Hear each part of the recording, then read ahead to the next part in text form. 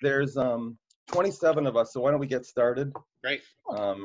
And people that come late will have to guess what we're doing. I think Tess Eastman joined us, who's the Chief Fundraiser and Development Officer for SMTD.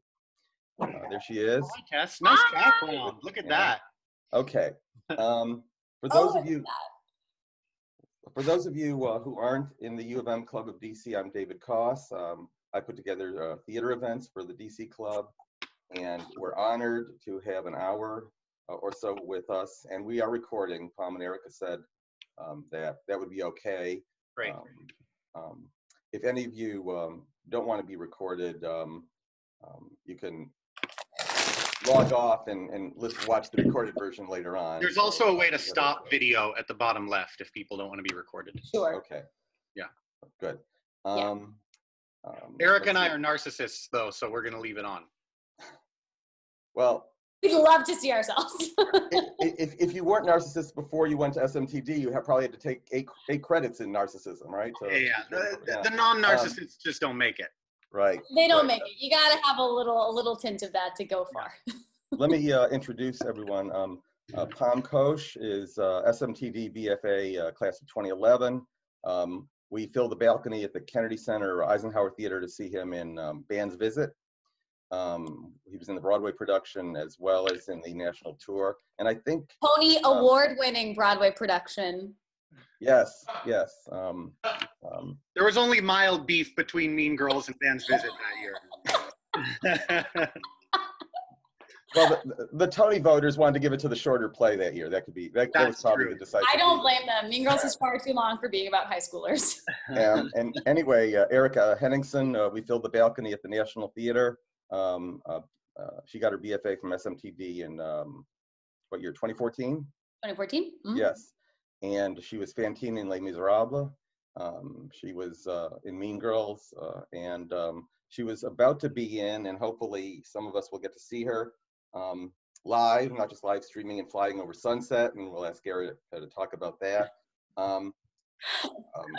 The chat feature is a good feature to ask any questions. This is a meeting, not a webinar, so it doesn't have a Q&A feature, but either would work. SMTD helped me with some questions that may come up later, but first, I don't know, between Pomme and Erika, which of you flipped a coin, who wants to go first, but I'll put myself on mute and listen. Erika, you want to take it away? Yeah, you just want me to intro myself a little bit? I graduated from the University of Michigan in 2011. I was not in musical theater. I was in the BFA theater performance program. So just, and I mean, we're talking to the DC chapter. So, you know, the thing that brought me to DC straight after college was, unlike Erika's program, which has this amazing showcase where they come to New York, and, you know, Michigan is always like kind of vying with Carnegie Mellon for who has the most people on Broadway. And so a lot of the Michigan musical theater kids get snatched up like that by agents and managers, et cetera. And as some of you may know, being in New York without representation is kind of hell. Getting in the door for anything because the labor market's way too bottlenecked. But but my program didn't have a showcase. So I decided to move to DC straight after college, just to try and get some experience under my belt. I knew how many theater tickets DC sells every year, how many equity theaters they have, how many non-equity theaters they have. You know, I know a lot of people think it's, you know, New York, Chicago, but I learned that DC sells more theater tickets in a year than Chicago does. So I was in DC for 3 years. I worked at the Folger, Shakespeare Theater, Roundhouse, Theater J, Baltimore Symphony Orchestra. And then I moved to New York in 2014. Did a lot of waiting tables, did a lot of pissing and moaning about how I couldn't find an agent, blah, blah, blah. And then I got in the Band's Visit on Broadway in 2017. I was an understudy in that for the first year. I do have to brag that I did break the record for most understudied principals in a Broadway musical. Has ever had? Ever, 8. That being said, it was a little bit of a technicality though, because there's been people that have covered more ensemble roles. this was technically principals, but the principal roles in Van's Visit, some of them were very tiny. There's, Look, I take the record. I'm take claiming it. You take it. I give it to you. You take it. but it is technical. And then in early 2019, I got to take over the role that had been originated by John Cariani, who's a Tony nominee and a famous playwright. I left to go to do a show in La Jolla and San Diego. Brandon Uranowitz took over for John Cariani. Brandon's been nominated for 3 Tony Awards. Then when I got back and Brandon left to go do Burn This with Adam Driver and Kerry Russell, I got to take over that role and close out the last couple months of the show on Broadway. And then they hired my wife for the tour and allowed me to follow her around for the better part of 8 months or so. So yeah, I got home on March 8th, and then everything was canceled and my wife got home a couple days later, and here we are. Here we are. Really, here we are. Yeah. Oh, Pop, I miss you. I miss you. I miss both of you. I miss both of you, but I miss you. 40 blocks up, and this is the first time we're seeing each other in a year. It's crazy. Yeah. Well, we just moved up. We moved up here in January. So where were you before? I was in Midtown, so that's why. What's your social security number? Yeah, muting. Hey friends, thanks for joining. Let's see, David, you really covered a lot of it, but I think I graduated from Michigan in 2014. Pomme is totally right. I graduated from musical theater program. We're set up really beautifully. We get to have this incredible showcase in New York. And I moved to the city right after school because of that showcase, because I pretty much any introduction I had was made to somebody in New York City. So I had a couple years, I had like a year and a half of similar babysitting. I was working at a gym.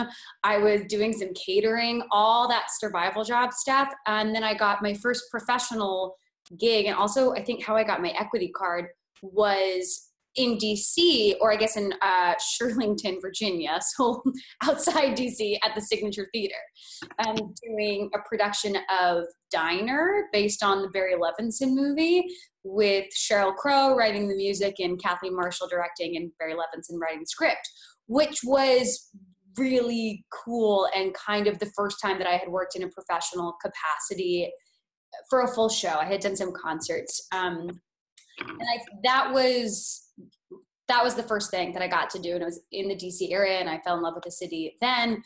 And then when I got to return for Mean Girls a couple years later, it was really nice to have a bit more time, because we were in DC for the better part of the fall, I believe, for most of October, most of November, and going into December. But I just finished Mean Girls about February 22nd. And then I was going in to do this show, Flying Over Sunset, and we had our first preview scheduled for March 14th. Nobody came to that preview because we shut down the next day. How many people did you have? We had the Lincoln Center staff. They shut it down. So people had bought tickets. Oh, okay. So it's not like people just didn't show up. Correct. Yeah. So people had bought tickets for the first preview. It was going to be the first time anybody had seen this show. I'm sure a lot of you are aware right now on Broadway, a lot of musicals are based on movies or source material. Flying Over Sunset is one of those odd, bizarre, cool exceptions that is based on truly nothing. It's about real life characters from the 50s who took LSD in psychotherapy sessions. That part is true. Everything else is totally fictionalized. So it was really exciting. It was going to be an original show, and we shut it down on March 14th and cleared out our dressing rooms. So the Lincoln Center staff are the only people that have seen it. The Lincoln Center staff are the only costumes and sets and everything. Correct. Does anyone besides us and the Lincoln Center staff know that Claire Bluth dropped acid? I honestly don't think so. So you're revealing news here. I'm revealing news. I mean, I obviously don't hope this happens, but there is some strange world in which nothing comes back And there's like, and they make this documentary in 20 years where like the only 20 people to have ever seen Flying Over Sunset describe it. Exactly. And I have to say, we filmed that preview because, and this is kind of morbid, we filmed it because we had no idea if anybody would ever see the show. Right. Wow. And like, you know, we'll talk about this later, we kind of still don't, but James Lapine, our director, said, we're going to film it tonight so we have an archival tape. And archival could mean when we ever get to go back up, we know what we did, or it could mean this show's never going to happen again. Yeah, for PBS. Exactly. So it's, what a time. And that's what I gotta say. It was like, as much as there's, you know, some sadness surrounding all the shows that are shut down right now, there is something to be said for being an actor sort of going through coronavirus. Yeah. In our industry, being told to. Maybe you should just start doing acid. Film that. I mean, I've got the time now. I got to wait for the hospital system just in case anything goes wrong to, you know? Yeah, okay. Good talk. This is university sanctioned, right? Yeah, that's how I cover my. Right. Michigan medicine approved acid, right? Right. Yes, exactly. Microdosing. So if that didn't sell you on Flying Over Sunset, I don't know what will. Or acid. Yes, one or the other. Yeah. Yes, but that's sort of my intro, and you know, here we are. It's kind of been a wave. Tess Eastman, who joined us from SMTD, sent me what Actors Equity tweeted on March 12th. Quote, with Broadway and beyond going dark, we have entered uncharted territory. We know that this is an uncomfortable place to be if you're an equity member, and we hear you loud and clear. And in my note to you, my comment was, sounds like fairly modest assurance from the union. How would you describe your feelings back when the theaters went dark and today? Erika, you start. You know, I was quite optimistic, and I think we all were, because that was all the information we had. The head of Lincoln Center, Andre Bishop, pretty much gave us a speech that day before we were canceled saying, we're going to shut down for 4 weeks. So I didn't even, my dressing room, there's still things in my dressing room because I thought it would just be a month long. That's kind of nice, though. You have things at Lincoln Center. I have things at Lincoln Center. And can I tell you, those dressing rooms are like one of the top reasons to work at Lincoln Center. Really? Is that true? Or are you lying? There's many reasons to work at Lincoln Center. Those dressing rooms are in my top 5. This is the stuff actors actually talk about. Yes. Like, nothing interesting, nothing craft. It's just like, what are the bathrooms like? Heated toilet seats and private showers. So. Heated toilet seats? Yeah, it's pretty special. I mean, theater still doesn't pay anything, but I mean, I'd take a $200 a week pay cut for a heated toilet. Me too. It's like having your own little studio apartment in the middle of Midtown. Wow. Awesome. It was amazing, and I miss it. But so now, I guess, I mean, it's so interesting. We are lucky. I mean, I feel lucky, and I wonder if you feel this way, Pomme, having come off of shows that were successful and to have worked pretty consistently for a couple of years before this. Yeah, I mean, it's interesting. You know, of course, on one hand, you go, well, I don't. You know, there's a lot of actors that have been saving up money for blah. I mean, it's not just actors. Plenty of people are seeing their safety nest kind of dwindle right now. Right. Then you got to think like, well, there's worse things to spend your life savings on than a global pandemic. And the fact of the matter is, most actors, if they don't have a year at least of Broadway work under their belt, don't have a savings. Have no savings. So, right. I mean, Erika and I, having worked for a couple of years, don't get to complain as much as other actors do, for sure. Yeah, I mean, I don't see how a lot of people are going to be able to stay in the city and are even going to be able to keep from moving back in with their parents. You know, you guys are in DC, so you follow the news. You know, there's been some help coming out, but Lindsey Graham just said that, you know, extending that unemployment boost will happen over his dead body. So I don't, I mean, yeah, it's a scary time for a lot of people. And I think Erika and I have to count our blessings. Count our blessings, totally. Especially knowing that we're the last, that statement is so difficult to swallow, knowing that we are one of the last industries that will be coming back. And I think that's what is hitting me now, and it's sort of started to hit me, is that the tunnel for us is a bit longer as artists who perform in capacities of over 400 people in a tight space, because those are the things that are not going to be back on the books for a very long time. Yeah, and I mean, I almost think that off-Broadway has a better chance of coming back in some capacity sooner than Broadway, not by much, but simply because off-Broadway gets a larger chunk of their funding from philanthropy. So they're not wholly reliant on ticket sales. So if there's some type of mandate where X amount of space needs to be in between seats, then they can theoretically, if they're getting donations and they're getting, money that they're entitled to as a not-for-profit, they can survive. Whereas Broadway is 100% ticket sales. So, if they're cutting their capacity in half, no show is going to be able to survive or go up. Yeah. So we're still trying to be positive. Yeah. Erika, do you want to tell us about She's the First? Oh, sure.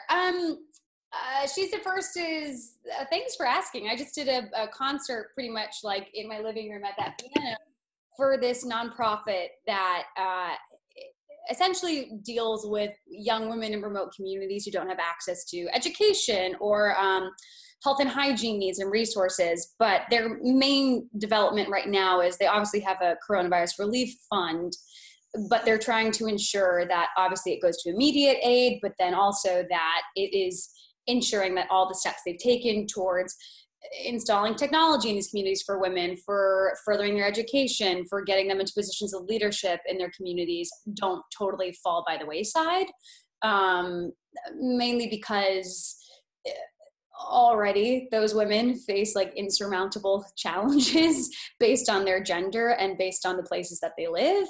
And so I've been working with She's the First since I started working with Mean Girls, just because there's such a tie-in of, I don't want to say feminine, I guess it is, of just sort of upholding young women in the world. So I've been working with She's the First since I started doing that show on ways that we can combine the arts and what I do with gaining awareness for them and raising funds for them. So I just did this, I think it was like a month-long campaign with them, and it culminated in a concert right there. And it was fun. I don't know. I mean, thank you for asking about it, because it's something that I keep very, especially now that I'm not performing, it was kind of nice to do something that had nothing to do with promoting like a show I was in or promoting a career thing. It was just about the organization. And if you want to check them out, she'sthefirst.org. They're quite awesome. Yeah, I went to their website earlier today when I read the piece in maybe it was Playbill or BroadwayWorld.com or something about. Yeah. And noticing that I missed your concert. Oh, I'm sorry.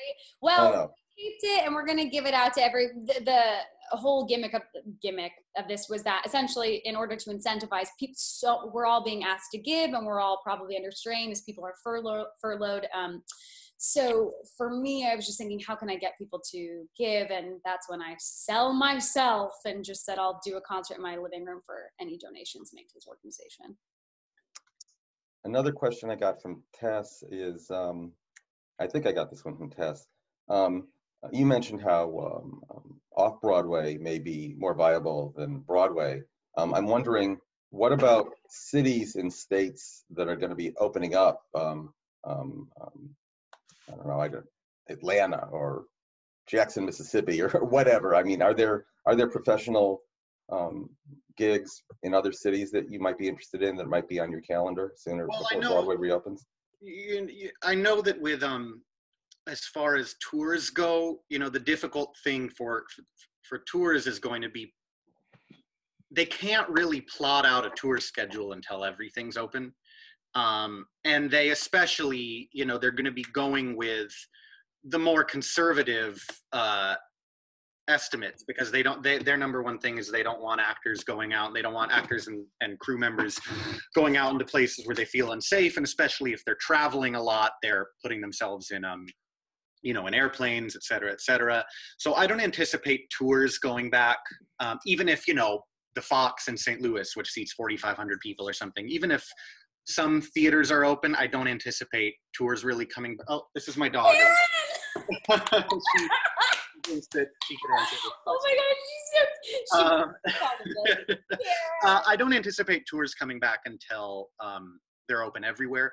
Yeah. As far as regional theaters are concerned, that's tough, because a lot of regional theaters are they're getting a lot of their actors from New York, and I think New Yorkers tend to be a little less liberate Michigan than our president is. There's a bit more of a conservative attitude here, being in the epicenter. That being said, I mean, people are going to get desperate, and if I got a contract and an offer to go start a show in November in Sarasota, Florida, I'd probably have a hard time turning it down, not only because a lot of actors are going to be bored and broke, but for health insurance too. And so I think, but the thing is, even with the Georgias and the places that are reopening faster, they're still not bringing fans back into stadiums, So I think that even in the more bold regions, they're still being more conservative than we realize in terms of cramming hundreds of people into a small space. So I don't know. I mean, people are definitely getting quarantine fatigue, and it depends how quickly people plunge back into recklessness, Yeah.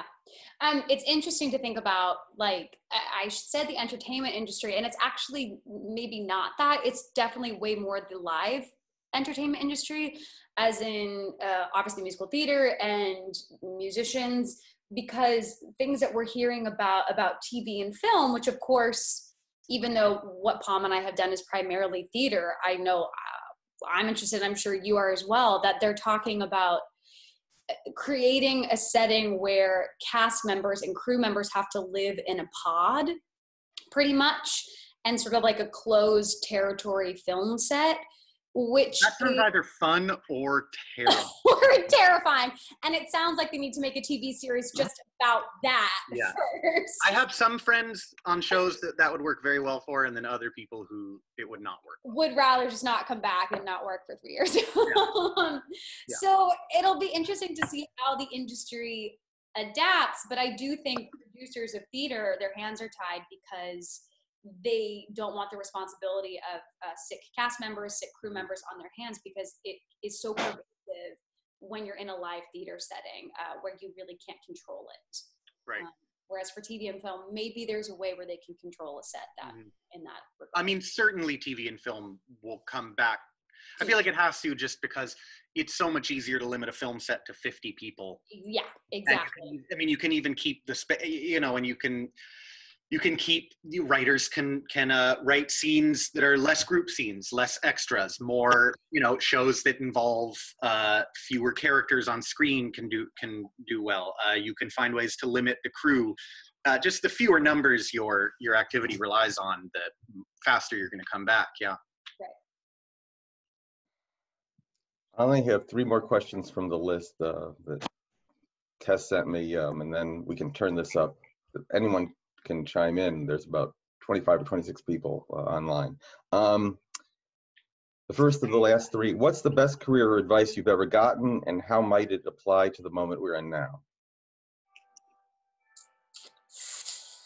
I mean, I feel like the career advice the best career advice I've gotten, and also the best career advice for right now, this might be 2 different things, but the one that's coming to mind is, I feel like what we were always told at Michigan was to diversify our skill set, to try to be to know what you excel at, but then to try to be good at as many things as possible. They didn't say that in my department. This is why the musical theater kids end up on Broadway. I mean, I gotta say though, I was like, I don't have a ton of musical skills. I don't have a ton of writing skills.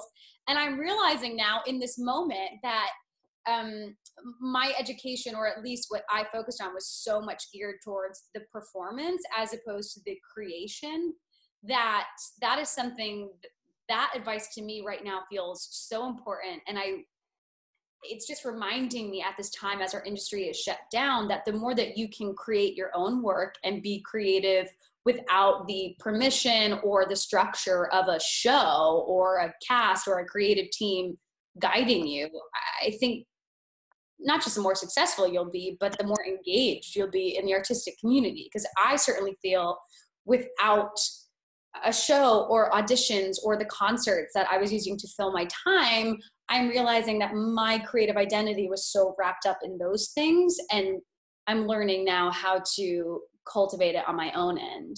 Yeah. I can't think of a specific piece of advice, but I will say, relating to what Erika just said, you know, the reason I actually ended up going to Michigan in the first place was because it was the only place that I could get a BFA in theater and also double major in something else. And so I ended up minoring in science and what did you minor in? Poli-sci. Poli-sci, okay. And just the you know, the writing skills, the critical thinking skills. I mean, I feel like at a moment like right now, when there's nothing to do with the acting skills, you know, I think a lot of actors are trying to plan for that kind of worst case scenario for what do we do for the next year, because truthfully, you know, Broadway's still selling tickets for September, but truthfully, they don't really anticipate it coming back until March. Don't tell your friends. I know we're recording, but and you know, I think there's a lot of people that are going to be struggling to do something with their time. So, you know, I don't have many qualifications for much else, but I am grateful that my world is a little bigger than acting, and Michigan's a huge part of that. Yeah. We're going to do an election 2020 preview, Pomme. You want to be on the panel with your poli-sci skills? I was thinking of going to ISR, but if you're free. As much as Cuomo is. Yes. Pomme is always the person. Pomme and I were 2-3 years apart in school, but we had like a nice friendship. And Pomme is still the person who, when I read anything or when I'm going through anything where I don't understand what I'm viewing or where I'm torn, I usually text, you're like on that short list of, let me get the unbiased, most astute opinion of this that I can from a source that I trust. I'll take it. Although I'm working on trying to refrain from developing opinions until like 24 hours in. I'm a little like Trump in that like I'm most susceptible to the last person in the room who talked to me. So I've got to like slow down a little before I tweet. I've stopped doing political tweets. It's gone out of hand. I still appreciate them. Yeah, okay, good. Then I'll just send them directly to you. Perfect. Let's see. The second to last question on my list is, if and when things begin to normalize, what kind of projects do you dream of being a part of? What roles would you be thrilled to tackle in the future? I wrote down, Erika, for you, what if there was a version of Hamlet where it was the Princess of Denmark and the cat murdered the oh my gosh, mother, yes. But I mean, what do you imagine you might be doing, Pomme, as well? Yeah, all I want to do after this is not sing, because I sang for three years straight, for 3 hours straight, pretty much 8 times a week. So I think I feel like what I certainly want to do after this is, especially as the world goes through this time, is to, I think, just be a part of stories that we need. And I, for me, that doesn't necessarily mean right now I think Mean Girls was so delightful for a long time because it really was just entertaining. And we knew we could see that when people walked out, they walked out happy. And there's nothing wrong with that. It's a very admirable trait for any production to have. And now that I've done that, I think my goal is to be a part of something that makes people think, as opposed to just feel good. And obviously Shakespeare falls into all of that. I'm getting to do, these weird Zoom readings of plays are popping up, which I have opinions about, but I think it at least fills a little bit of a void for people who are seeking things out. And I will say I've said no to a lot of them, but the only one I've said yes to is a reading of Glass Menagerie. Because for me, it's just, I would love to do material like that. And so I think that's kind of the only reason I said yes, because I don't know if you all have watched some of these, but it just doesn't quite do justice to, yeah, Pomme. That's how I feel too. I think I understand why they exist, and I'm happy people are doing them. But I gotta say, this is kind of the only one that I would agree to do to, and it's less about the performance of it and more just I'm excited to do the homework. Yeah. I wouldn't even, like, I don't really care if anybody watches. I'm just excited to be held to the responsibility of you have to create your understanding of this character in this really well-known production of a play where you don't have to sing. Go for it. It honestly feels almost nicer to do it like that when the risk involved is kind of low. So that maybe one day when the risk is high, Yeah. go. Yeah, no, You'd be great in Tennessee Williams. Are you circulating a petition that we could sign? Yeah, I was gonna say. Hey, put it up at the Shakespeare Theater, man. They do it. I was gonna say, like, there's so many things that I would love. Gosh, I love DC so much, and I just hope that, you know, maybe DC will open up, and maybe we'll all just move back there and start doing shows. Yeah. Well, one question you sort of answered, but specifically about Flying Over Sunset, but my notes mentioned that Hangman, the Laurie Metcalf, Who's Afraid of Virginia Woolf, I don't think are ever coming back. Beetlejuice supposedly is not coming back, and Virginia Woolf is clearly up there with, I mean, a little more recent than Tennessee Williams, but clearly, you know, great non-musical theater. So Yeah, But, you know, but if Laurie Metcalf and Rupert Everett want to do Virginia Woolf, they'll get to do it. they'll be first in line when things reopen, you know. Yeah. Let's see. The only last question I have, and then we'll open it up. Oh wait, I'm curious about. I want to know, Pomme. What is your? Oh right, I'm sorry. Yeah, your dream role. Oh, God. Especially because Pomme and I have had a similar journey of being attached to a show for upwards of 2.5 years. Yeah, and Erika plays a lot of Arab men too. Yeah, exactly. So we're really vying for the same role. So I'm just trying to find out, what do you want to do so I can make sure I get in there first. No, well, first I want to do a big Broadway movie adaptation that pays me a lot of money so I can refill the kitty. That's number one. We have like the opposite. Actually, they are doing Some Like It Hot next summer, and I know that they'll the Jack Lemmon and Tony Curtis characters will go to TV stars or something, but that would be amazing. And not just because I love wearing high heels. Wait, you know that Casey Nicholaw is directing it? Okay, well, tell him to consider for the leads a third replacement on Broadway. I Girl did it. I don't have his phone number, but I will call. I will. Okay, good. Put in a word, please. I did it in high school when I was still had some baby fat and acne, and I killed it. This is actually something I've been kind of thinking about for a while, because I have done. I know what I don't want to do, and that being said, you know, we're all kind of going to have to take what we can get as we move out of this, because I mean, everybody's career goals are going to be put on pause a little bit because people are just going to need to start working. But you know, I've done a lot of Shakespeare. I've done a lot of plays that take place in the Middle East, and there is a bit.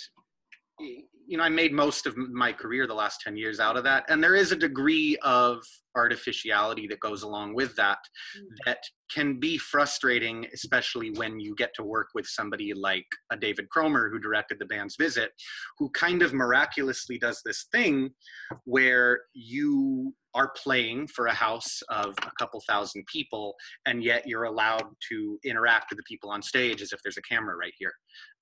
And that's really, really, really difficult to do.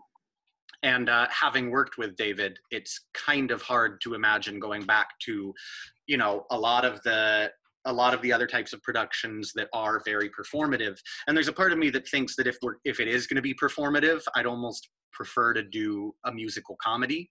You know, I think it's tough because I've a lot of the shows I've done have lived in that world where you're not being broad, you're still trying to be naturalistic, and yet you're simply forced to turn out to the audience and deliver your speech this way because you're reaching the back of the house. There's a big trend on Broadway right now of microphones starting to be used more and more. And you know, your classicists and your old school people will tend to say, oh, well, actors aren't trained enough, blah, blah, blah. But the truth is that, you know, an Arthur Miller text or Clifford Odets, or Tennessee Williams, that type of text is written for actors to project. But with the type of material that's coming out now, whether it's any of the new shows going up on Broadway, any of the plays that are contemporary, that's the trend is going towards more mumblecore stuff, more intimate, more conversational, and I don't really oppose microphones in that sense. My only point is I like exploring that world more, and if I can't work in TV and film, then I want to keep working with directors like Cromer, and I'll do anything they tell me to do. Yeah. The last question I have, and thanks, Tess, for submitting collecting some thoughts and bringing them. You both enjoyed success while young. Less than 10 years ago, you were at student productions in Ann Arbor and going to football games at the Big House. How much thought have you given about your career and how fast success has come? Long term, what impact would you like to have in theater or film? And then, Tess, this is my phrasing. When you collect your Lifetime Achievement Awards, how would you like to describe your career? Big question. Large question. Let's break it down. Part one is about Michigan. No. Part one was the fact that less than 10 years ago you were at Michigan. Now you're. Well, no. The question was, does it feel? I mean, did it feel fast to you, Erika? Do you feel like you got successful right away, or did those in the months in between graduating and working feel interminable? Yes. What felt fast was how fast I got to do stuff like Diner, and then I got to replace in Les Mis. That's what felt fast. And I think I knew at the time that it was fast. I think I was aware that that was such a gift. Maybe I didn't quite understand how much so, because what felt long was the years between. I didn't work in a capacity like that between Les Mis and Mean Girls. That was about 3 years, and the auditions and the close calls and the endless rounds of callbacks for things that I was like super close to. There was how long between Les Mis and Mean Girls? 3 years. In between the end of Les Mis and the beginning of rehearsals for Mean Girls. I guess 2.5. Wow. Between the start of, and those 2 years felt, they were very humbling, because it just reminded me, and it reminds me now, even as Mean Girls is ending, that even when you think you're on the map, you're never as good as, nobody owes you anything. Mm-hmm. And so I'm really grateful for those 2 years that I had of really not booking any work between Les Mis and Mean Girls, because I think it made rejection feel not scary anymore, and my identity wasn't like tied up in getting something, because I was not getting so many things, but still progressing. I felt myself getting better. I felt myself getting more confident and sort of caring less about the no and just wanting to be back in the room. And I think that's how I feel about my career in general. I just want to be that person on the short list that they always call. Even if I don't get it, mm-hmm. I want to be, if there's a couple girls who fill that slot, if they look like me, if they don't look like me, but I want to be in that list of 5 girls who they just, when they're sitting around the casting table, say, why don't we bring in these, let's start with these 5 and go. Yeah, there's a big, every actor's always going to feel like they're never going to work again, but there's a big difference between really being kind of hung out to dry and constantly being in the conversation. You know what I mean? And that's kind of, unless you're world famous, unless you're George Clooney, that's kind of where you need to be to have some measure of security, I feel like. Absolutely. And that's, to me, it's so funny, because I have friends who are so focused on not necessarily fame, but success to the outside world. And I just think of, my favorite actress ever that I grew up like idolizing is a Michigan grad. It's Celia Keenan-Bolger. And she has had a very illustrious career, but it wasn't really until her mid-30s, early 40s, where she transitioned from being the musical theater girl to a really well-respected actress. And I look at that career, and I know she's on the short list for a ton of things. And I just think that's what I want to model myself after. Mm-hmm. Obviously, we already have Celia Keenan-Bolger. I will not be like the watered down version. But in terms of the projects that she's chosen and how she's been able to bridge the gap between being a musical theater comedy performer and then being a serious actress is, to me, that's always the goal, being able to have a foot in every genre. Mm-hmm. You got it. What's the Lifetime Achievement Award? What's the speech? The Lifetime Achievement Award, what's the speech? Ugh. She wasn't awful. She paid her rent. It wasn't bad. What is my speech? You go. Now, let me think of my speech. Yeah, that's a tough question. The funny thing is, but you say, David, you mentioned that a short time in getting to work. I mean, it always feels like long years. I mean, this is the first time in my life since 2011 where I haven't had another project lined up, which is objectively an accomplishment, but it's felt every step of the way, it's felt like a disaster. Yeah. And I do, it's funny that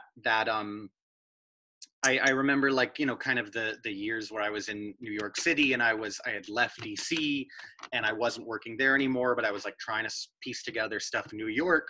It feels like your whole life, whereas in reality it'd be like 2 pages in a book, if that, you know what I mean?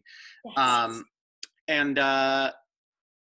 Yeah, I don't really know where I was going with that. I've lost track of the question. What do you want to be known for? Known for? Do you want to be known at all? Yeah, well, I mean, that's the funny thing is that, I think I want what we were just talking about, which is some measure of security. And the irony is that, security as an actor often, if you either don't have it at all, or it comes with some degree of notoriety, of recognizability, some degree of, the dirty F word fame. But I think that more than anything, I personally want, and I think, Erika, you want this too. I think we're people that want a little more agency. And that's hard to come by as an actor because you usually have very, very little veto power over anything. Yeah. You have no final say in anything. You're not providing the money. You're not the director. You're not, and I think Erika and I are both people that, that love acting and never want to stop acting, but that also kind of have a little bit of a need to expand our world, maybe a little more behind the scenes too. Yeah, I don't know if I need to be known for that, but that's certainly how I want to be known among my friends, Yeah, and your peers. Yeah. Absolutely. Do you want to direct? No, I don't want to direct, but I want to produce. Yeah, that's what I feel. I don't want that responsibility, but I know I want to be the person not even calling the shots like executive, but in the room when it's happening, as opposed to the agency. Yeah. Yeah. But I love that people always do ask actors like, you should direct, you should write. And it's like, I don't want to. There's plenty of people that want to write and they can write. But people, for some reason, love telling actors they should write. And, we're not all writers, man. That's how it became. I so appreciate you saying that because, especially right now, as you all know, there's no opportunity for us to act. Yeah. And I remember thinking, I'll write, I'll direct when I have time. And I've just realized more than anything right now, it's just reminded me that I like being the outputter. I like being the person who interprets other people's words and performs it and shares it. Yeah. For whatever reason, it's not in me to be on the other side. And that's so interesting because I think we'll talk about this, I'm sure, Pomme, at some point, but what does it mean to be an actor who likes being the storyteller, but then wants some agency and some say in the creative process? Yeah. Maybe it's just getting a certain level of respect and knowing that your collaborators will ask for it. Maybe it's being a producer, but I know it's not in me right now to be a director or to write my own thing. Yeah. No, me either. I like raising money. I mean, that's fun to me. I'd rather do that than write a pilot, Wait, yeah. Okay. We'll raise some money later. I was gonna say, it's like, there's something on cooking on the books here, everybody, that you're all bearing witness to. There's a lot of people who've been waiting to ask questions of their own, so go ahead. why doesn't people take themselves off mute? And it's a small enough group that I don't think we have to go through the bureaucracy of a chat line or anything like that. So please, if anyone has questions. Hi, my name is Nasser. I'm an aspiring performer as well, and I'm of Pakistani descent. So this question, both of you are welcome to answer, but it's more directed towards Pomme a little bit. Erika, you as well have, like, you've both been in shows with like the most prominent sort of South Asian, Middle Eastern roles being featured on Broadway right now, with Kevin G and Mean Girls and the entire cast of The Band's Visit. Yeah. So I was just kind of wondering what insight you had into like navigating that as a performer of color, specifically in a really underrepresented group, because my dream as a performer is to be that representation. And like, I would love to be in a show like The Band's Visit, but I would also love to be, you know, in roles that are stereotypically white, and like break that sort of boundary as well. Because to me, it's not just like, diversity is not just about writing stories that are meant for brown people, but also telling the other stories that are already being told as a brown person, you know? Well, the good news, I think, is that, you know, theater tends to be kind of the epicenter of liberal self-flagellation. So, and a lot of artistic directors are a lot of white male artistic directors are terrified of losing their jobs, and their insurance is programming as much diversity as they can in an effort to like kind of compete to see who's the biggest. So the good news is there is a lot of work for people that identify as being a minority. The bad news is once you get slotted into that, it's really hard to break out of it. I'm facing a bit of a weird, prior to all the coronavirus stuff, I was facing a bit of a weird juncture, which is, now my father is Middle Eastern. My mother is Ashkenazi Jew. I grew up with my mother. I didn't grow up with my father. Culturally, I'm Jewish, but I look Middle Eastern. I can play Middle Easterners. And so I end up, that's, you know, a big chunk of my resume is Bashir and Muhammad and Tariq, et cetera, et cetera. So I have been working on, but I do kind of sense that we are, as we're, you know, as people are getting more and more focused on what is authenticity, you know, it's a question of like, is the standard for authenticity really just what your genes are, or is it cultural authenticity as well? In which case, you know, I'm more qualified to play Jews, and yet I have a hard time getting those auditions, you know? Yeah. So, you know, that world in which you want to play, that you want to represent people from your community, and then you want to pivot over to, you know, playing roles that are typically cast for white people, that is the struggle that every minority actor faces. And and I think it's getting easier, but I can't say it is easy. And, you know, you really kind of, you have to know that, like, when you're setting out into the professional world, like, you're going to have an easier time getting jobs, kind of doubling down on being a minority. You're going to have a harder time getting out of that, though. You know, so it is a bit of a bargain, and it takes hard work. And, you know, somebody like Tony Shalhoub, who I worked with in The Band's Visit, is Lebanese. Tony never played, I mean, he did a couple times, but like his big film break was Big Night with Stanley Tucci, where he played an Italian. You know, and Tony's somebody that has avoided that. I never spoke to him about this specifically. I don't know if it was on purpose, but I have to imagine there's something behind him making sure he didn't get limited like that. You know, it's tough. Yeah. It's not fair. It's tough, man. It's tough. I'm dealing with it too. Yeah, for sure. I was just a part of the most homogeneously white company I've ever been a part of, known as Flying Over Sunset. And I don't just mean the cast, I mean the entire creative team, the entire staff. And that was something pretty shocking to me. And it was kind of the first time, David, going back to a question that you asked, what do you want to do? As much as I was excited to be there, when I looked around on the first day, I was like, this is not the room. This is not the regime and the old system that I want to buy into for much longer. And I think at my age and coming off of Mean Girls, it made sense. But it was definitely something that I realized at the time. I was like, I would rather be in the room of people who are breaking down the regime than holding on to it. And that's nothing against Lincoln Center. It is just an old stalwart of the theatrical world in New York City, and hasn't changed very much.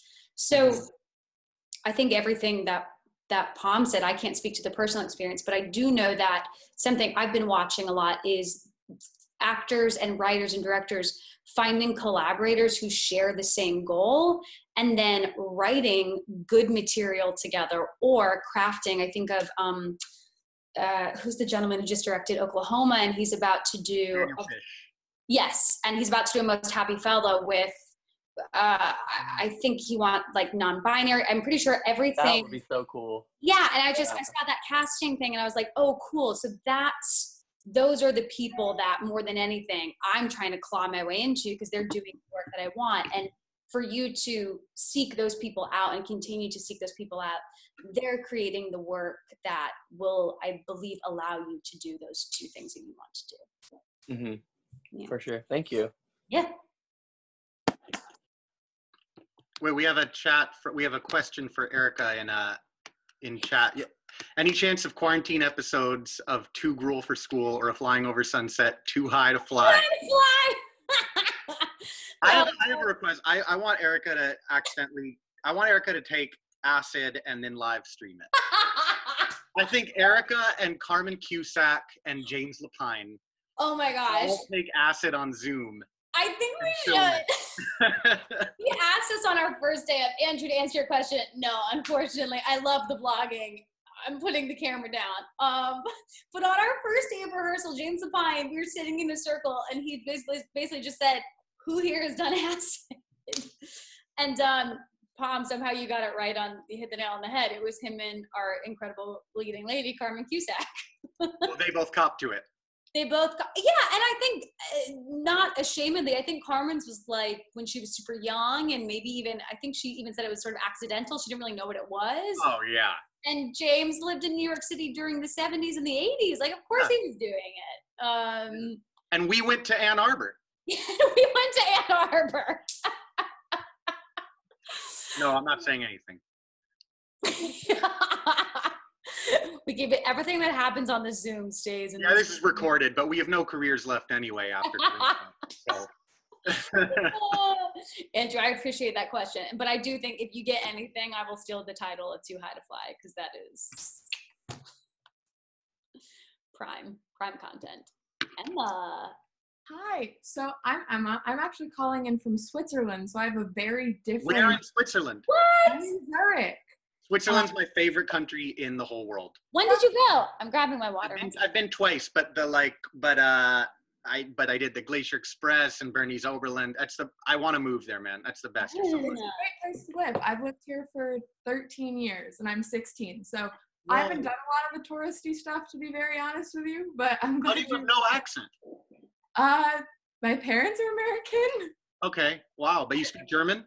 Yes, I do. Wow. So cool. You're so lucky. Wow. Well, but my question was, you guys kind of live, blocks from where you used to work, and you were both quarantining in very entertainment-based households, I guess. I know your partners are both based in the same industry as you are, but do you guys feel any pressure kind of in this time to perform? I know both of you have kind of done live streams and stuff like that, but do you feel kind of internal or external pressure to sing or to perform and to entertain people during this time when you're not working? Yeah, I mean, I'm constantly, I spend a big chunk of my day scrolling through my Instagram feed and making fun of all the terrible videos people are doing. But then once every 2 weeks, I'll put up a video of myself playing guitar, because the beast needs to be fed a little bit. Definitely. Yeah, man. I mean, that's the thing is, actually getting to what Erika and I were talking about a couple minutes ago, I've actually I have started working on some long-term plans during this quarantine, and like start, putting together paperwork for, some funding stuff and writing some grants, et cetera, and I love doing all that. But and I think there are a lot of people that once they move into the production side, find that they like being behind the scenes more, and they never go back to acting, and I wish that was the case with me, because my life would be a lot easier. But no, I think that, yeah, that kind of desire to get back on stage and to have eyes on you, it doesn't really go away. So yeah, it's tough. It's tough. It's so true. The beast does need to be fed. I will say my partner and I went through sort of a different experience right when this happened. He initially, he's not a big phone sharing person, but he immediately went into, I'm going to use this time to share all my music. I'm going to use this time to perform every day. I'm going to use it to do concerts live. And I kind of went into hibernation mode, maybe because I was burnt out from Mean Girls and constantly promoting that show and then promoting Flying Over Sunset. And now we've kind of reached an equilibrium where I feel like, for example, I didn't love the feeling of oh, I need to put things out there for people to watch so that they have something to enjoy, because that makes me feel like not a person and just an entertainer. But when I realized, I coach a lot of students online, and they would say to me oh, let Kyle know we love his performances. We love that. I was like, right. These students are at home right now with not a ton to do and not a ton in the way of community. And so I kind of have retrained my brain just to think that if there's something that I feel compelled to share, somebody just might like it. It might just make their day a bright spot in their day. But what I don't feel, and I'm curious if you feel this way, Pomme, is I don't feel the sense that if I don't, that I will lose recognition or fall off the map. Yeah, well, Kelly O'Hara, actually was, I forget if it was on Twitter or something, but she was talking about how we kind of need to hold something back. Because the truth is, man, a lot of this stuff online looks and sounds like crap. And if that is what people in their head start to get, is this is what live performance is, and this is who these performers are, I think a lot of us are rapidly devaluing our cost. You know what I mean? And we gotta hold something back, because this is not a webcam is nobody's medium, and it's certainly not a lot of actors. It was interesting, that Stephen Sondheim thing, which I'm sure a lot of people saw, the big Stephen Sondheim Zoom celebration, and there was a lot of that was packed to the gills with really our most famous theater performers, right? And it also had Meryl Streep, and it was interesting. Hers was probably the best performance, because she knows how to play to a camera right there. And a lot of these brilliant theater actors were fine, but it was oh, you don't quite know how to play for the camera yet. Yeah. I don't want people to get so obsessed with feeding the beast that they end up, undermining their own value. Yeah, 100%. Or thinking that their value goes down if they don't. Right. So that's something that I've been, that's a really good question. And I think something that everybody's dealing with, of what feels creative and worth it right now, and what feels like a underselling of your worth, or something that's going to devalue the work based on the medium. Yeah, that's an incredibly good point. As you may have noticed, Alana asked the question to list your favorite Broadway shows. I want to put a footnote to that. I heard a podcast where the director of Hadestown, who I guess also is directing Moby Dick or something, was asked, in addition to your favorite Broadway shows, what's your guilty pleasure?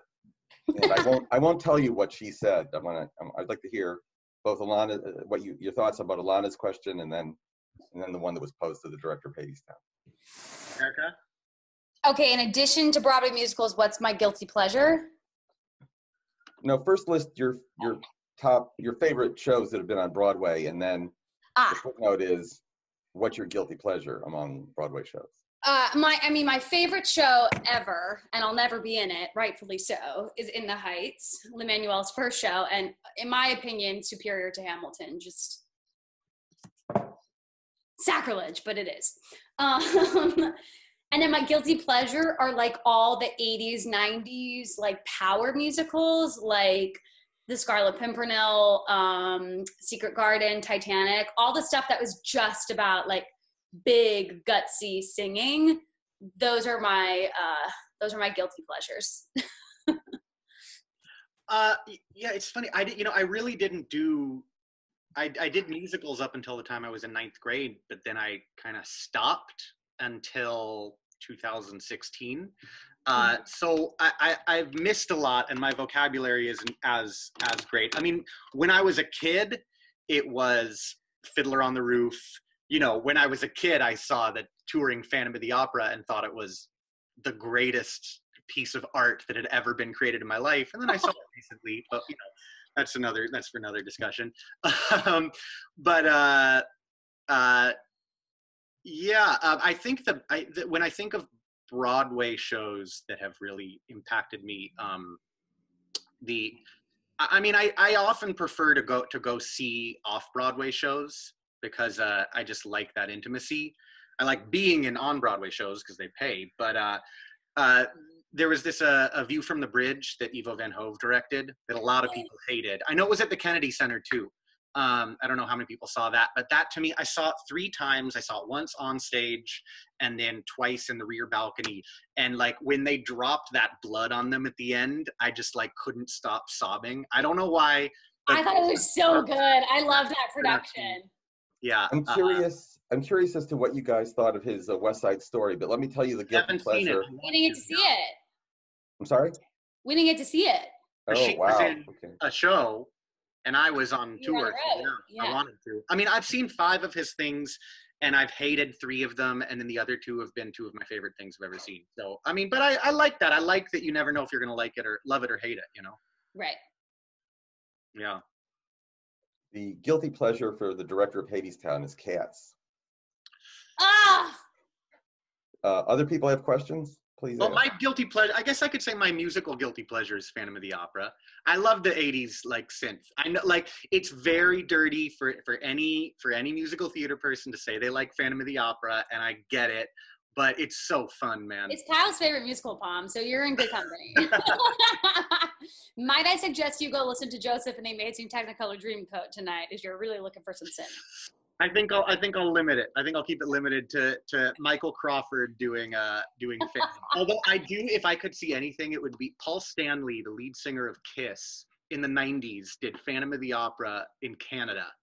Man, that would have been amazing. That would have been quite good. Yeah. Although, you know, I really want them to. The problem with the Phantom that was running at the Majestic now is that like it is so just technically and orally, it's so dated. You know, at the Majestic? Yeah. Always going to be cheesy, but man, if they shut that thing down and they put a ton of money in it and they actually got like the pyro and the special effects at like Spider-Man Turn Off the Dark level, like, come on, that'd be great. Maybe that's what they should be doing with this quarantine time is like the old shows, like Phantom and Lion King should reboot to like modern special effects. 2.0 versions. Because look, if we're going to do these 25-year-old, 30-year-old commercial things, at least like up the hydraulic budget. You know what I mean? Yes. Yeah. Any more questions? I have another question, if I may ask. Yeah, go ahead. So kind of as like a tangent to what I asked earlier, what has been your experience, especially over like the last 6 or 7 years that the 2 of you have been out of college and pursuing auditions? Like, what has your experience with like being typed been like in the audition room?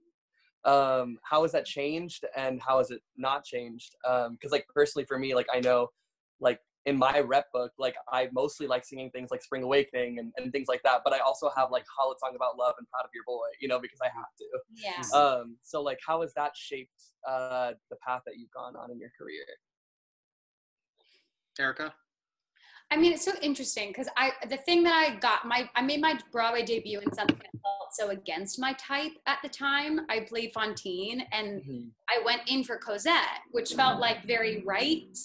And then I got cast as Fantine, and I'm kind of almost like hoping as I move ahead with this massive like Mean Girls sign posted above my head, that whatever that girl was going into the audition room for Les Mis, that was like, yeah, cast her as Fantine, that will continue to seep through. Because, and this is, and sort of what Pomme was saying, like the difficult thing about booking, I think the main difficulty with booking work or consistently booking work in some regard is that is pretty much, you have to like claw your way out of that box to get considered for other things. And it's interesting because, and I think it is my goal, and I think of what I want to do in this career is to keep reinventing the wheel, and to not just fall back on the things that I'm comfortable doing, which are very much, I mean, I was pretty much just playing myself in Mean Girls. Like that was that job that came along at the exact right time. And I felt like I really was the right human to do it because she was so close to my inner core. Yeah. You were hilarious in that role, by the way. It was so funny. Thank you. I appreciate it. And I love that character, and I loved playing her, and I will always be grateful. And now I feel like my job is to say no to things that continue me in that vein. And that might mean not working for a little bit, or it may mean working on a smaller scale. Like, for example, they were replacing Anna in Frozen. And for various reasons, I didn't go in for it, though I was asked. But the biggest reason was, it was like, that's exactly what people expect me to do. So that's why I'm not going to do that. So a lot of times it means saying, if you're at a certain point in your career, sometimes saying no. And then I think at the beginning, people are going to judge you for anything. So you just have to make sure you're true to yourself, I think. Right? Yeah. Cause I like avoided putting Proud of Your Boy in my book for like the longest time. Cause I was like, I do not ever want to go in for Aladdin. That is not sure. But that's great that you know that. If that's the thing that you're like, no, then stick to your guns and don't go in for it. Like there will be other work, but also know that nobody will bat an eye or judge you for taking a job in an awesome commercial musical. Yeah, the typing is mostly going to come in the audition process. It's whether or not you get called in for the audition, and then once you're in there and you're in front of the director, if the director's not an idiot, you can break out of your type in a matter of minutes, Yeah. But yeah, it takes place at the audition level, really. Yeah. We got less than 10 minutes left. People that haven't asked questions, anybody have any comments, questions, thoughts?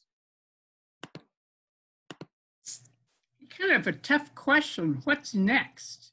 What's going to happen next? I mean, this is, for so many of us are struggling with this, what next?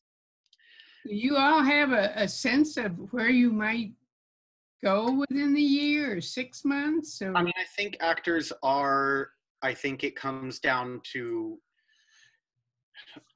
I think that every actor right now is trying to figure out how to survive, how to pay their bills, and, how to pay their bills for a year with no work.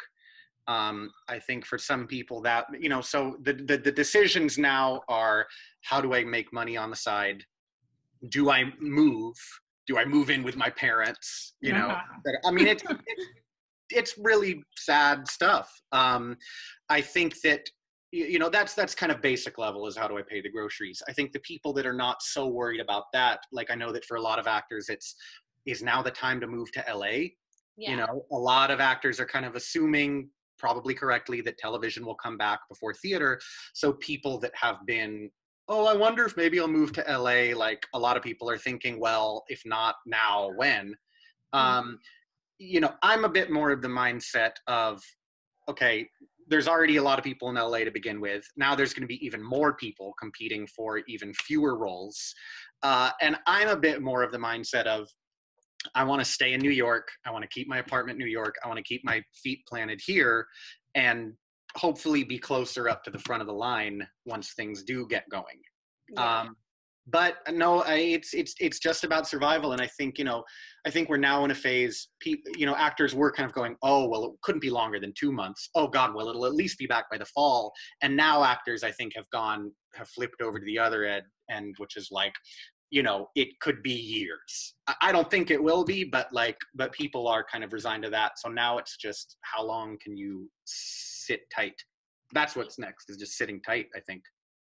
Is there any chance there'll be new or revisiting of the whole concept of what the theater is going to be? I mean, for smaller, more intimate performances and scripts that allow you for the actors to give you that separation that's sort of required or hoped for, yet the audience could still be there. Mm-hmm. I mean, I know something that's being talked about. Pomme sort of said this earlier. A lot of shows, the way that they operate now, having to pay to run them, to have the full cast, the orchestra, and the crew, and the stage management, it's not really feasible to have an audience at like 20% capacity and still keep that show running. What is interesting is discussions that are going on I don't know if they're in the Broadway League, but I just know, based on my relationship with some of our producers over at Mean Girls, that the idea of creating, and it like hurts me to say this, but almost like a sporting event, like a live stream of the musical. Yeah, I know you're shaking your head, Pomme. I feel the same way. Of people pay a ticket for a live stream of the musical, but the problem is, how do you prevent people not from sharing that? I actually don't know if it's possible. There might be some software that encourages, like, it's encrypted and you can watch it once and then it goes away. But like, that's to the level that for some of these producers who put all this money into a show are getting at, because they just don't know how we can make it a whole year. Mm-hmm. I think also, I had a discussion with a producer that made a good point, which is, the one good thing that could come out of this is that Broadway has for years now been trending towards really big budgets that need so much money every week to pay for. There's so many shows that need $900 to $1.1 million a week, if not more, just to meet operating costs. That really is ridiculous. I mean, it doesn't need to be like that. And anyone who's been in a Broadway show can point to any number of instances in which money's being wasted. But it's, and a show like The Band's Visit had a capitalization of 8 point something and didn't even end up using all of that. As a result, we really only needed $500,000 to $700,000 a week, depending on what our advertising was, to stay running. My hope is that a lot of shows, as shows scale down and rely on smaller operating budgets, that kind of some of the fat will be trimmed as well, and you'll get down to people putting an emphasis on, good writing and good directing and good acting, as opposed to spectacle, because most of those shows close anyway pretty quickly. Yeah. Someone in the chat asked the question, and then Emma from Switzerland had a really good question after that. The question in the chat was, let me see if I can rephrase it a little bit. When you talk to high school students now that want to be where you are, or where Celia or Laurie Metcalf is, or whatever, in a few years, end up on Broadway and, that sort of thing, what advice do you give them? I mean, the advice that I would have given 5 years ago is a little different, partially because I've been noticing from working with so many students, I think with like the advent of YouTube and things being bootlegged and being streamed, what I'm noticing more and more is that students are just copying what they see actors that they admire doing, or it's great to have mentors. And I mean, I certainly have mentors and certainly try to model myself in the reasons why I like that actor. I try to dig into that. But what I'm seeing more and more with young high schoolers is they just recreate verbatim acting choice, verbatim choreography choice, verbatim blocking, what they've seen somebody else do, thinking that that's like the correct or right way to do it. So my advice to those students is that I think the longer you do that, the longer that you copy, whether aware of it or not, just turn off those videos, because I really do think that you rob yourself of creating your artistic identity when you do that. Like I know for a fact I tried to be Carrie Butler all through my college years, and then it just took me time to realize, like, we already have her. I need to figure out what I do specially, because nobody wants diluted Carrie Butler, they want Erika. So I think if you're learning what makes you unique, as opposed to unconsciously copying other people, I think that is the advice that I would give a high schooler right now, to identify like their creative skill set and their artistic identity. Does that make sense? That's kind of verbose. If I were, the advice I'd give to an actor is the same advice I'd give to anyone who's young, which is, you know, figure out your long-term goals and then judge your decisions based on whether or not they're getting you closer to that or farther away from it. You know, if you want to, you know, if you're worried about, we talked about like type, you know, if you know that you don't want to make a career out of playing a certain type, then you've got to examine like, okay, well, am I saying yes to this because it's going to boost my profile and then I can start saying no to it? Or is this really a lateral move type wise and I'm just digging myself a hole? I also think that for actors specifically, you know, there's something to knowing where your sweet spot is. And what I mean by that is, a lot of actors are simply not gonna, their type is their age is going to take a while to match up to their type. You know what I mean? There are some people that are, you know, an ingenue is going to have to get creative and maybe struggle and adapt to when they're in their 40s and 50s. I'm personally somebody that when I was in high school and college, I always got cast as the old men, you know? So like leaving school, I knew that I had maybe a couple decades to hold out before I started getting more work. You know, the key with anything we're saying is really just endurance. I think it's you gotta buckle in and you gotta be in it for the long haul. If you're lucky, it won't be so long, but those people that tend to leave high school or leave college saying, I'll give it 2 years and then I'll switch. Like, you might as well just switch now, because it's not going to happen the way you plan. Never. It never will. That's a really good, that's very good advice. I wish I had been given advice like that. You're fine. Emma, what was your question or comment? You're fine. I'm back again. So my question is not acting related. David, I just have to run in like 4 minutes. I have to leave right at 5:30. Sorry, Emma. No, we'll wrap it up at 5:30. Absolutely. I got your note. Very quick. So Erika, I know you and Kyle do parallel playtime. I think that's what it's called. But so that's what we called it. Yeah, but what are you guys doing in quarantine? Not acting related, not singing related, but just to kind of keep you sane, I guess. Erika? Oh, on my end, I mean, I finally have like started biking again because I just decided to not be afraid of the city bikes. And because there's no cars on the street in New York right now. So you can get around faster and with like less danger. So that's been really nice. I don't know. I mean, I don't know if you're finding this, Pomme, but there are days that feel like they take an eternity. And then sometimes I wake up and I look around, I'm like, wait, it's already like 6 p.m. How did that happen? Well, I set a rule for myself that I couldn't start drinking until 5. But some days I'm waking up at like 2, so there's only 3 hours without a beer. That's a bit, you know. No, I'm walking the dog a lot. The dog is like, please, dear God, stop walking me. I'm one of those people that like, you know, I always have like the list of movies and books and TV shows, and I have a lot of stress at them building up. So like I'm trying to like shorten the list of classic movies I want to watch, but then, you know, there's never enough time.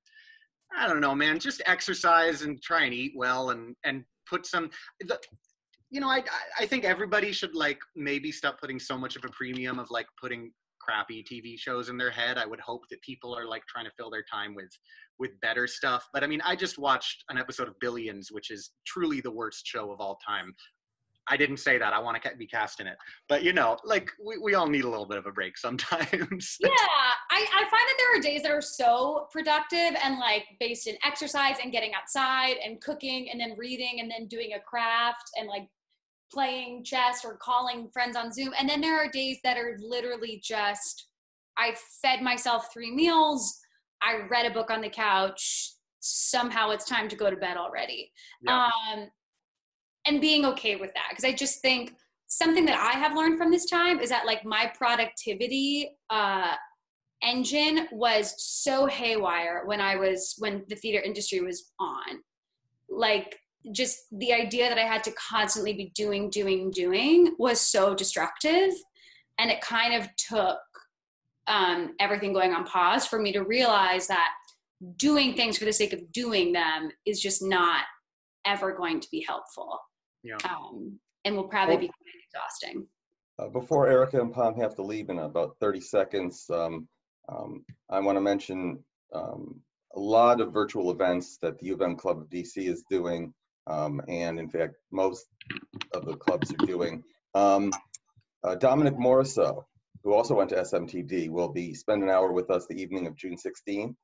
And on May 27th, 2 faculty members will talk about COVID-19. One is an expert on epidemiology and pandemics. The other was health commissioner for Governor Granholm, is at the Ford School. There's other board members here if they want to mention other events before we thank Pomme and Erika. Thank you guys. This was awesome. Thanks for having us. It was so good to see you all, you know, in your squares. Thank you. Wear a mask. Thank you, everyone. Thanks for having us, David. Thank you. Go Blue.